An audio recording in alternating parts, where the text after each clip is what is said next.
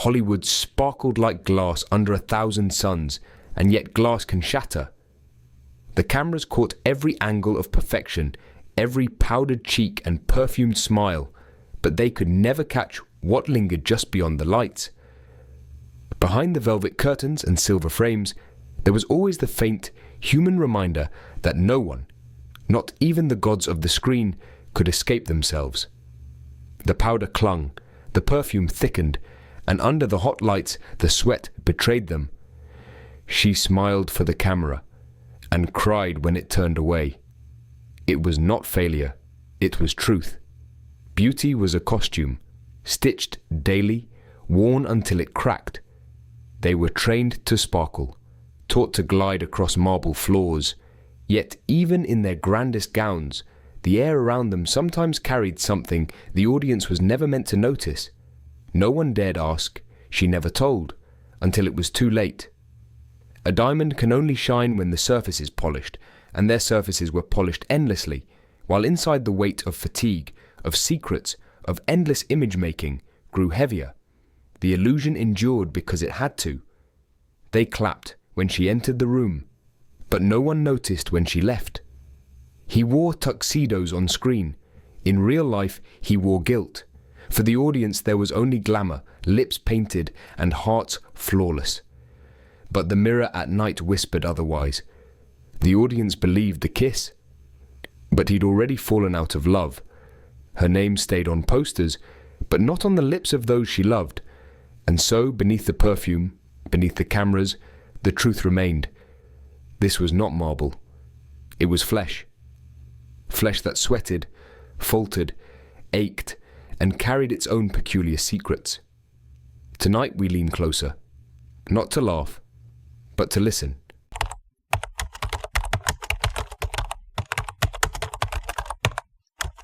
Clark Gable walked into a room, and the world seemed to tilt slightly, drawn by a grin that could light an entire set, by a swagger that embodied effortless masculinity. Yet beneath that magnetic charm, a secret lingered. A mouth softened by laughter, but ravaged by neglect. Habits that made intimacy as risky as a gamble. Co-stars adored him, yet whispered behind the veil of cameras about the closeness of his breath. The subtle human reminder that even kings are not flawless. Charm became armor, a polished mask over the uneven terrain of mortality.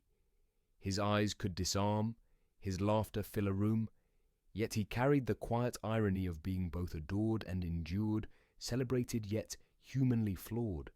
The camera could not smell. The audience believed perfection.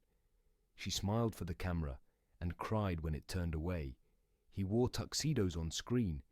In real life, he wore the traces of ordinary neglect.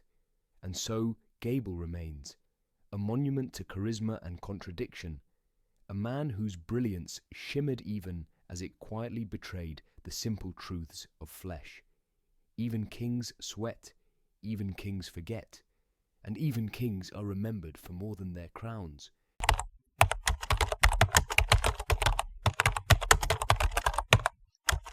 Joan Crawford moved through Hollywood as if every step were choreographed to perfection, each gesture a testament to discipline, each gown pressed to a flawless line. Her face, sculpted and luminous, promised control, and yet whispers lingered in the dressing rooms, a secret she could not scrub away. No amount of soap, no endless baths or scented lotions could fully tame what clung to her. A faint trace of effort, a human residue beneath the goddess persona. Co-stars noticed, assistants moved quickly to mask the ordinary with powder and perfume, yet the truth persisted quietly, stubbornly.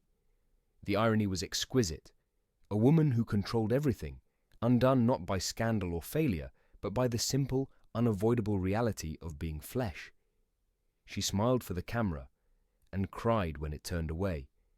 The audience believed the perfection, but Joan carried the subtle proof that even the most exacting stars are shaped by the ordinary, by sweat and strain, by the body's insistence on being human. She marched on, flawless in public, yet beneath it all a gentle, unspoken rebellion against the very image she mastered, a woman wrestling endlessly with the gulf between image and flesh.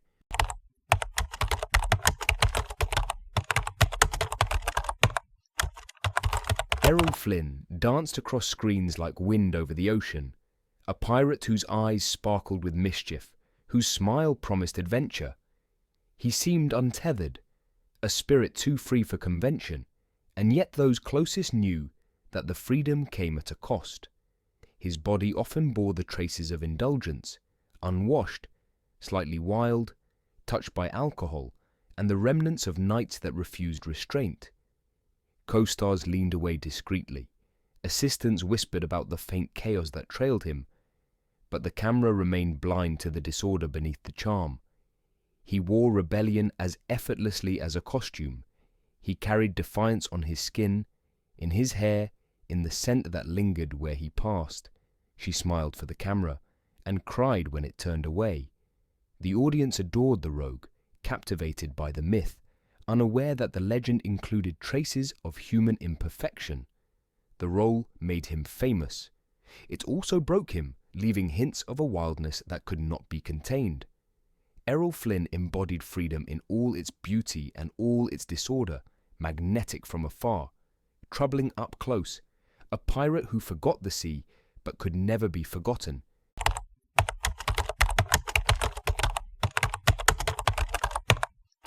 Marilyn Monroe moved through the spotlight as if born to shine, her laughter and glow filling every corner of the frame.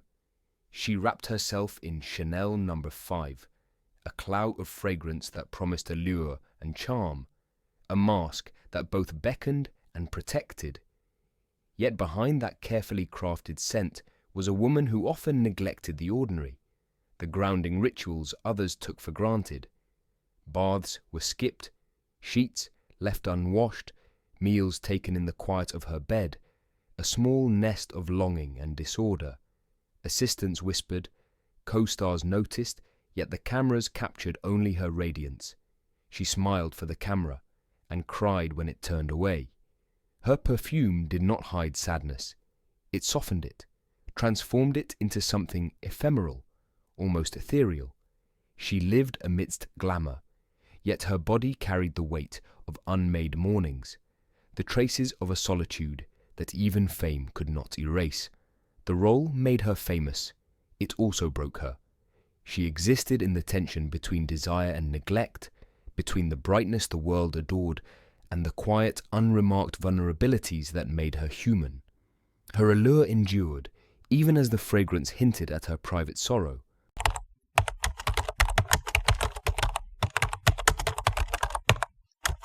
Spencer Tracy moved through Hollywood with a quiet weight, a gravitas that made every scene feel lived, every word measured with the authority of experience.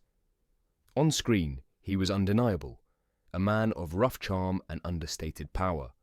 Off-screen, he carried the traces of life's relentless demands. His clothes, worn and scented with exhaustion, clung to him like memories of late nights and early mornings. A body surrendered to work, to alcohol, to the fatigue of fame. Co-stars noticed, yet he smiled for the camera and cried when it turned away. No one dared ask. He never told. Until it was too late, the audience believed the performance, unaware of the quiet surrender beneath it. His hygiene was not neglect, but a quiet testament to priorities and pressures, a subtle rebellion against the meticulousness others demanded. The role made him famous. It also broke him. He wore his weariness as naturally as his suit, grounding his greatness not in perfection, but in flesh, in human frailty. They clapped when he entered the room, but no one noticed when he left, leaving behind traces of reality that shimmered more than any stage or screen could capture.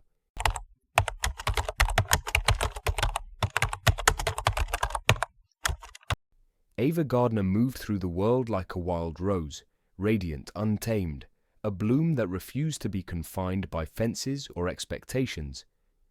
Her beauty seemed effortless, yet it carried the weight of the earth she walked upon, the shadows of her own restlessness. She spent days barefoot, letting the world touch her skin, and nights unwashed, surrendering to indulgence, to wine, to laughter that stretched until dawn. Co-stars whispered, assistants quietly tidied, Yet no glamour could fully conceal the traces she left behind. The faint scent of a life lived on her own terms, the subtle disorder that clung to her presence. She smiled for the camera and cried when it turned away. Those who adored her did so for the very qualities others found unsettling, the rawness, the imperfection, the vivid humanity that shimmered beneath every red dress and every camera flash. The audience believed the story of a flawless goddess, but he wore tuxedos on screen. In real life, he wore guilt. Ava wore freedom on her skin, a reminder that allure is not always polished, that beauty sometimes resides in the thorns and the soil, in the traces of a spirit unwilling to conform.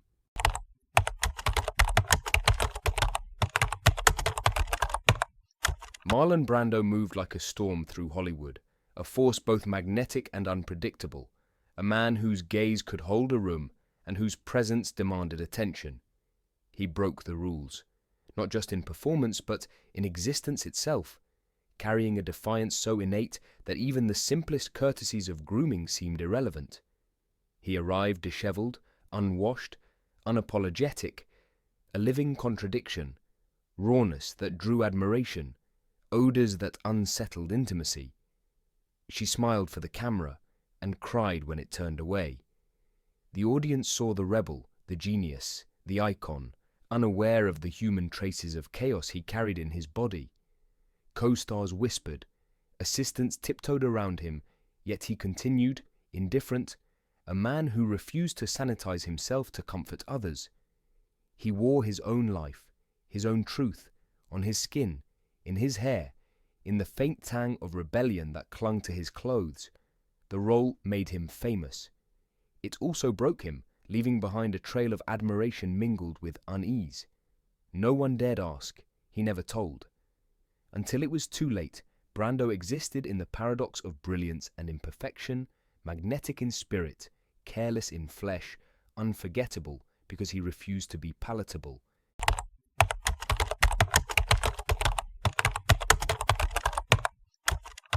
Elizabeth Taylor dazzled the world with eyes that seemed to hold entire galaxies, her beauty a currency that demanded attention and admiration. On screen she was flawless, every glance, every gesture choreographed to perfection. Behind closed doors, however, the story shifted. Her rooms, once silent witnesses to her brilliance, were often chaotic, cluttered with gowns, jewels, scripts, and the faint musk of excess, a reminder that even goddesses inhabit ordinary disorder. She bathed in diamonds, yet the air carried hints of neglect, the traces of human life resisting polish. She smiled for the camera and cried when it turned away. No one dared ask. She never told. Until it was too late, the contrast between public brilliance and private mess whispered of the tension between expectation and reality. Co-stars tiptoed around the spaces. Friends offered aid, but Taylor moved through it all with a quiet imperfection, a humanity hidden beneath starlight. Her name stayed on posters, but not on the lips of those she loved. In her violet eyes we see both the goddess and the girl, the perfection and the chaos, a life lived at the edges of light and shadow, where beauty cannot erase the trace of ordinary disorder.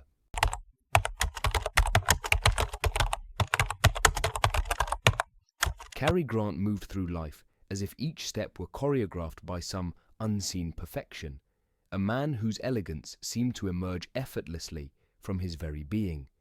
On screen, he was untouchable, flawless, the embodiment of sophistication and charm, a presence that could disarm entire rooms with a glance.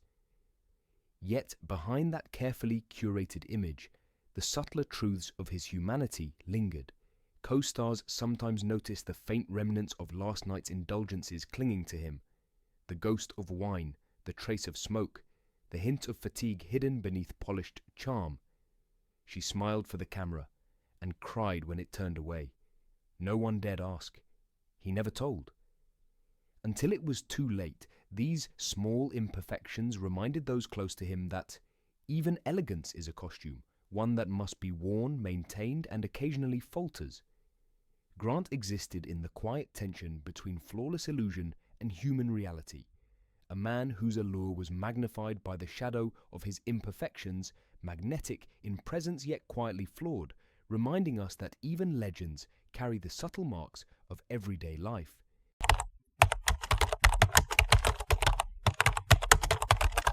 Rita. Hayworth moved like fire across the screen, each spin, each sway, a promise of light and warmth, a brilliance that left audiences mesmerized. Her red hair, her smile, her body in motion, everything about her seemed to radiate vitality and joy. And yet, behind the flame, there lingered exhaustion, subtle and unspoken. She arrived at studios weary, her skin sometimes unwashed, her energy spent long before the cameras began to roll. No one dared ask. She never told. Until it was too late, her beauty carried the weight of being constantly observed, a body turned into spectacle, a spirit bending under expectation. She smiled for the camera and cried when it turned away. The rituals that might have sustained her, baths, rest, care, were often skipped, burned away by relentless schedules and the demand for perfection. Even in glamour, her humanity persisted, a quiet residue of fatigue that whispered through her presence. They clapped when she entered the room, but no one noticed when she left. In the contrast between dazzling performance and private weariness, Hayworth embodies both fire and ash, brilliance and fragility entwined.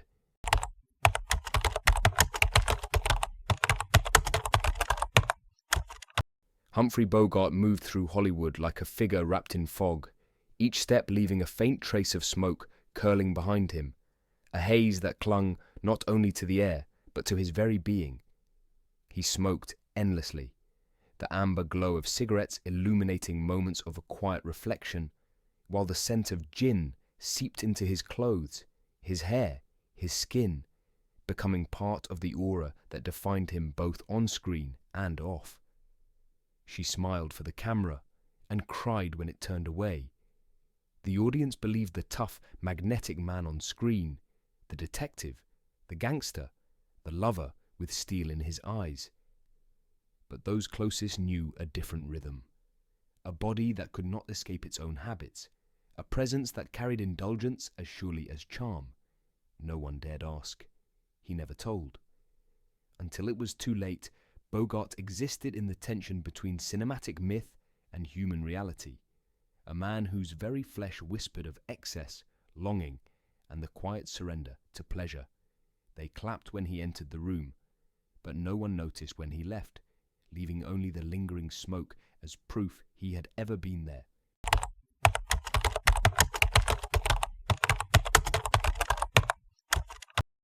Greta Garbo retreated from Hollywood, as if the world itself could not hold her, slipping into corners where cameras could not follow, where whispers could not find her. In those quiet rooms, she let herself exist without expectation, abandoning the rituals that bound others, baths skipped, hair unbrushed, perfume left untouched. And in that freedom, she discovered something rare, the liberty to be entirely herself. Her solitude was not neglect, but a deliberate shedding of the artifice demanded by fame. No one dared ask. She never told. Until it was too late, Garbo walked through life on her own terms, a figure both haunting and human, carrying the scent of retreat and the stillness of unbroken privacy. The audience saw mystery. Those closest saw a woman unbound, refusing to polish herself for admiration, allowing her body and spirit to breathe unmeasured air. She smiled for the camera and cried when it turned away. Her flaws were not failings, but marks of rebellion, proof that even the brightest stars need shadows. They clapped when she entered the room, but no one noticed when she left, and in the quiet, the world learned what it meant to be truly unseen.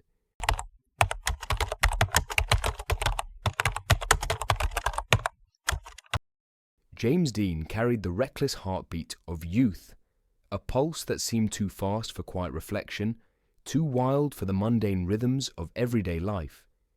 He wore his denim like a second skin, unwashed, marked by sweat and motion, each crease a testament to nights spent racing through streets, clubs, and the restless corridors of his mind. His body exhaled energy that no soap could tame, a fragrance of rebellion, of living too fully to pause for ritual. She smiled for the camera, and cried when it turned away. Co-stars noticed the heat, the residue of late nights, the rawness that clung like a second soul. The role made him famous. It also broke him, for the magnetism that drew millions forward was a storm that never rested, a fire that sometimes scorched those closest to him. No one dared ask. He never told. Until it was too late, Dean existed in that tension between vitality and exhaustion, between allure and the stubborn defiance of hygiene. They clapped when he entered the room, but no one noticed when he left, leaving only the faint, electric scent of a life lived at the edge, untamed and unforgettable.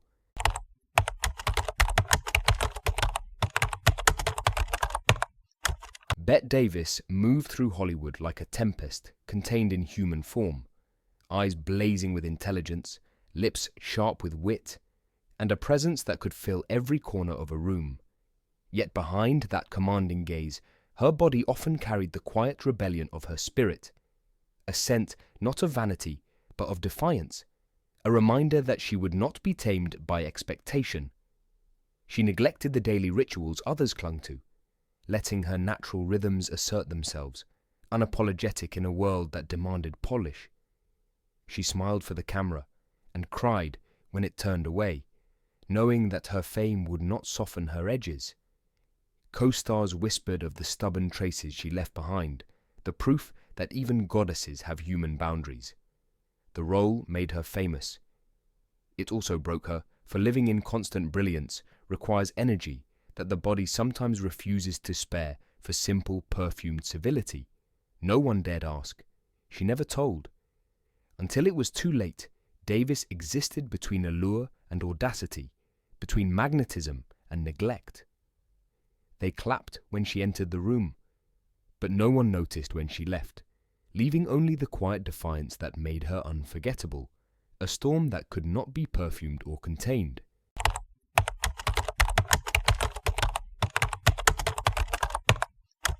Rock Hudson entered every set as the embodiment of perfection, tall, broad-shouldered, his hair combed to an almost impossible smoothness, his smile dazzling under the studio lights. To the audience, he was flawless, a colossus of charm and elegance, a man who seemed untouched by the trivialities of flesh and fatigue. Yet behind the camera, whispers told a quieter story, the faint scent of sweat beneath his cologne, moments when meticulous grooming gave way to human carelessness, when charm could not entirely conceal the simple truths of being a body in motion. He wore tuxedos on screen. In real life, he wore vulnerability, the small lapses that reminded everyone that the mask of beauty is fragile, and at times it slips without warning. The role made him famous. It also required constant vigilance, a tension between being adored and simply being. No one dared ask. He never told. Until it was too late, Hudson existed between the myth and the man, between the immaculate image and the quiet human beneath. A reminder that even the most perfect faces carry the ordinary weight of skin, of sweat, and of imperfection, and that allure often demands the impossible. Hollywood asked its stars to shine like constellations, to be flawless, luminous, eternal, as though the camera could capture not just their image, but the very essence of perfection. And yet stars are not made of marble, nor of gold. They are made of flesh, of breath, of sweat and perfume, of morning rituals kept and evenings abandoned, of hunger and indulgence, of fatigue and desire.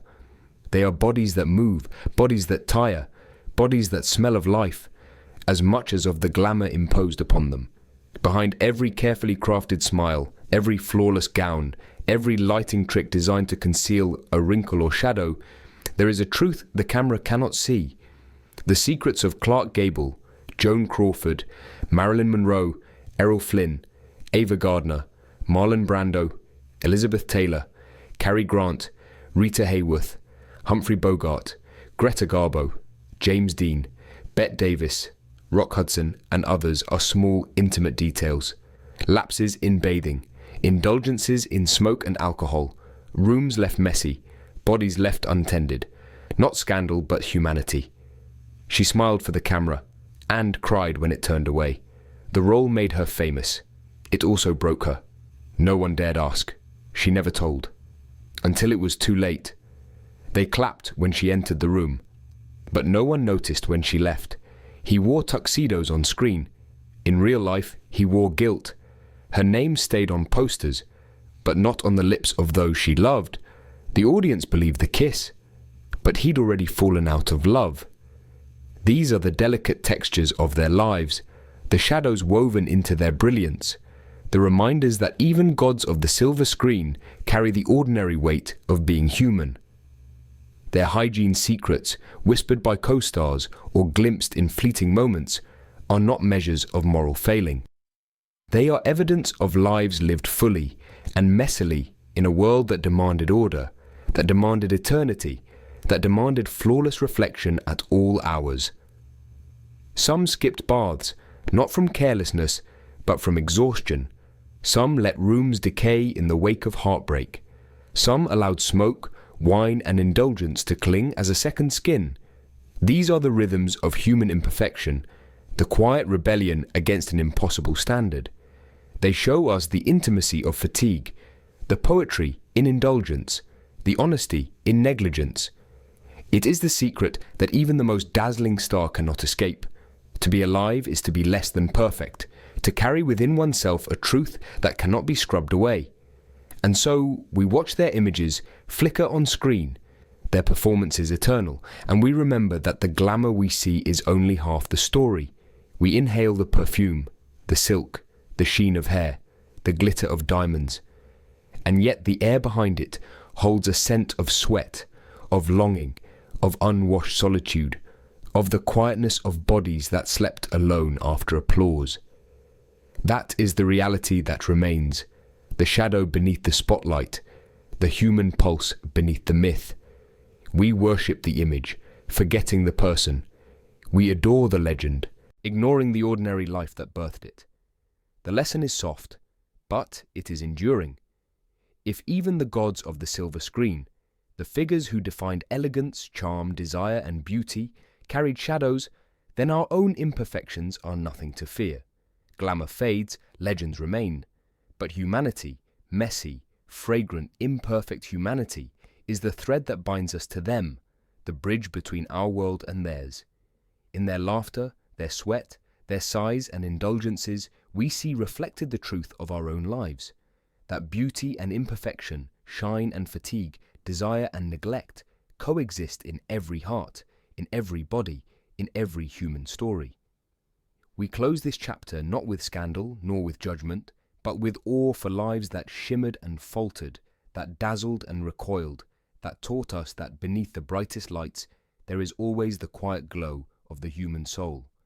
And if even stars can be fragile, then perhaps we may meet our own imperfections with gentleness, with patience, and with the soft recognition that to be human is to carry shadows alongside light.